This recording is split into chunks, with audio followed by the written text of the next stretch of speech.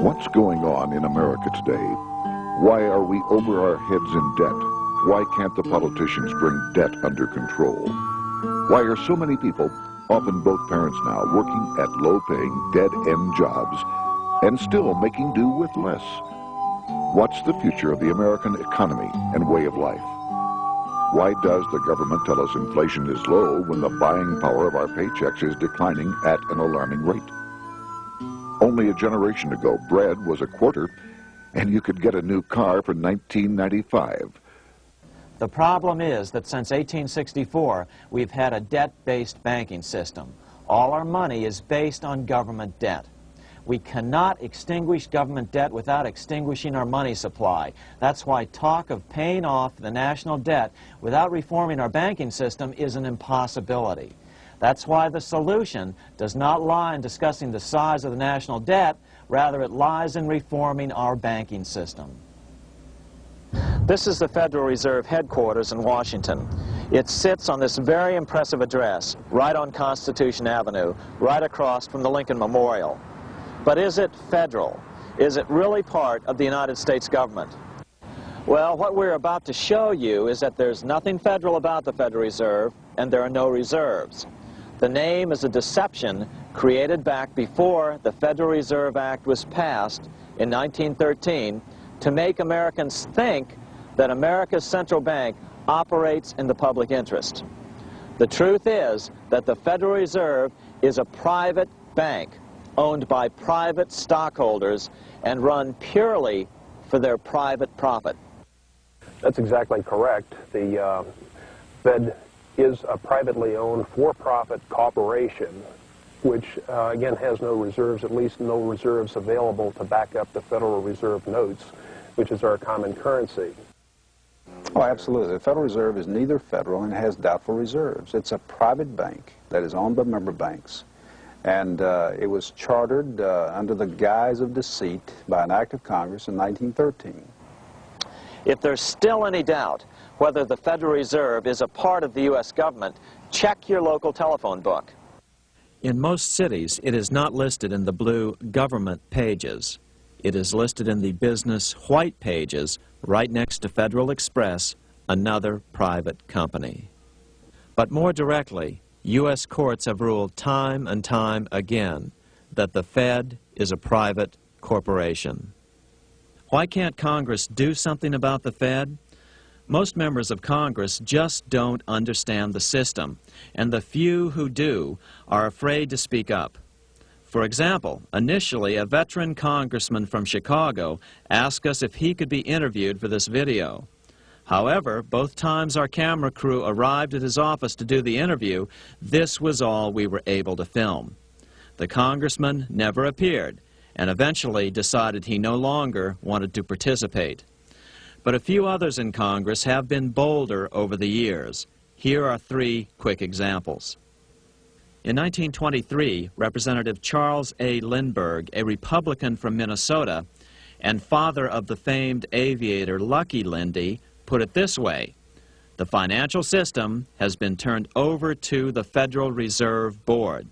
That board administers the finance system by authority of a purely profiteering group. The system is private, conducted for the sole purpose of obtaining the greatest possible profits from the use of other people's money. One of the most outspoken critics in Congress of the Fed was the former chairman of the House Banking and Currency Committee during the Great Depression years. Louis T. McFadden, Republican of Pennsylvania, said in 1932, "We have in this country one of the most corrupt institutions the world has ever known. I refer to the Federal Reserve Board. This evil institution has impoverished the people of the United States and has practically bankrupted our government.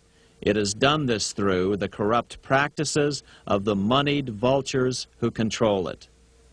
Senator Barry Goldwater was a frequent critic of the Fed. Most Americans have no real understanding of the operation of the international moneylenders. The accounts of the Federal Reserve System have never been audited. It operates outside the control of Congress and manipulates the credit of the United States. The Federal Reserve really even though it is not part of the federal government, it is more powerful than the federal government. It's more powerful than the president, the Congress, and the courts. Now, a lot of people challenge me on that, but let me prove my case. The Federal Reserve determines what the average person's car payment is going to be, what their house payment is going to be, and whether they have a job or not. And I submit to you that that's total control. And the Federal Reserve is the largest single creditor of the United States government. What does Proverbs tell us? The borrower is servant to the lender. What one has to understand is that from the day the Constitution was adopted right up to today, the folks who profit from privately owned central banks, as Madison called them, the money changers, have fought a running battle for control over who gets to print America's money. Why is who prints the money so important? Think of money as just another commodity. If you have a monopoly on a commodity that everyone needs, everyone wants, and nobody has enough of, there are lots of ways to make a profit, and also exert tremendous political influence. That's what this battle is all about. Throughout the history of the United States, the money power has gone back and forth between Congress and some sort of privately owned central bank. The Founding Fathers knew the evils of a privately owned central bank. First of all, they had seen how the privately owned British central bank, the Bank of England, had run up the British national debt to such an extent that Parliament had been forced to place unfair taxes on the American colonies. In fact, as we'll see later, Ben Franklin claimed that this was the real cause of the American Revolution.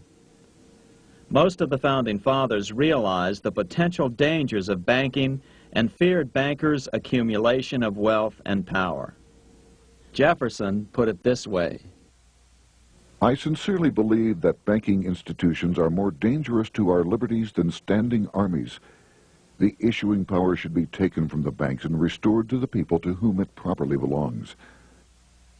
That succinct statement of Jefferson is, in fact, the solution to all our economic problems today. It bears repeating. The issuing power should be taken from the banks and restored to the people to whom it properly belongs. James Madison, the main author of the Constitution, agreed. Interestingly, he called those behind the central bank scheme money changers. Madison strongly criticized their actions.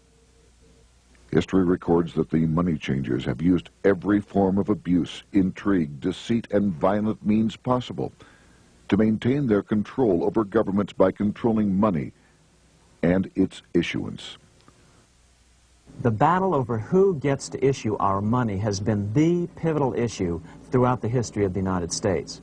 Wars are fought over it, depressions are caused to acquire it. Yet after World War I, this battle was rarely mentioned in newspapers or history books. Why? By World War I, the money changers, with their dominant wealth, had seized control of most of the nation's press. Throughout U.S. history, this battle over who gets the power to issue our money has raged. In fact, it's changed hands back and forth 8 times since 1764, yet this fact has virtually vanished from public view for over 3 generations behind a smokescreen emitted by Fed cheerleaders in the media. Until we stop talking about deficits and government spending and start talking about who controls how much money we have, it's all just a big shell game, a complete and utter deception. It won't matter if you pass an ironclad amendment to the Constitution mandating a balanced budget. Our situation is only going to get worse until we root out the cause at its source. What's the solution for our national problem? First of all, education. That's what this video presentation is all about.